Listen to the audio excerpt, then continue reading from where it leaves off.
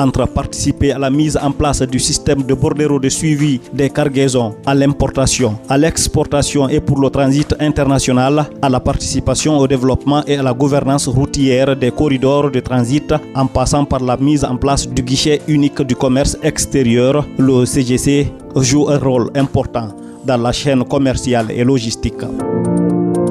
Chaque outil intervient dans un sous-secteur bien défini. Quand je prends par exemple le BESC, le BESC qu'on appelle ici bordereau électronique de suivi des cargaisons, il n'intervient que dans le transport maritime. Son rôle est de faciliter, c'est-à-dire mettre en place des procédures de prédédouanement de la marchandise avant l'arrivée de la marchandise. Facilite les procédures douanières. Est-ce que vous comprenez? Alors, ça n'intervient que dans le transport maritime. Quand vous prenez encore le DUT entendu par là de document unique de transport. Ce document unique de transport n'a que deux composantes. Au préalable, on émettait un document qu'on appelle ici la lettre de voiture. Le deuxième élément qu'on appelle ici maintenant la feuille de route qui était appliquée sur le transport privé. Quand on harmonise l'ensemble de ces deux documents, ici on a dit qu'il faut d'abord dénommer ce qu'on appelle ici document unique de transport. Donc ce document unique de transport n'intervient que sur le plan terrestre, particulièrement sur le plan routier. Cela veut dire quoi?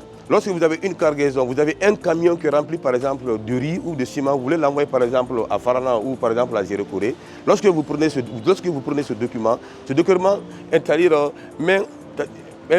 informe tout ce qui est là comme étant les différentes catégories de la marchandise. Ça intervient non seulement dans le cadre du trajet parcouru par le camion pour que la marchandise quitte du point A pour aller maintenant au point B.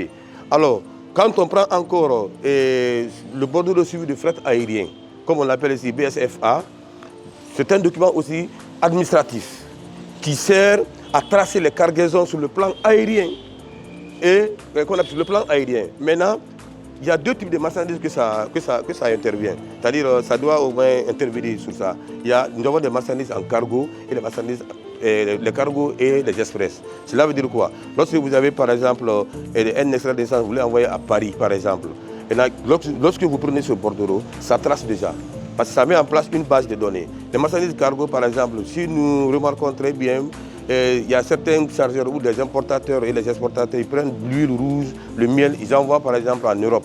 Automatiquement, lorsque vous prenez par exemple ce bordereau, automatiquement, toutes les informations sont là déjà. Ces informations, ça mettra en place une base de données. Donc, c'est un peu le rôle maintenant de ces trois outils de facilitation qui permettent de mettre en place ici une base de données afin de tenir les statistiques.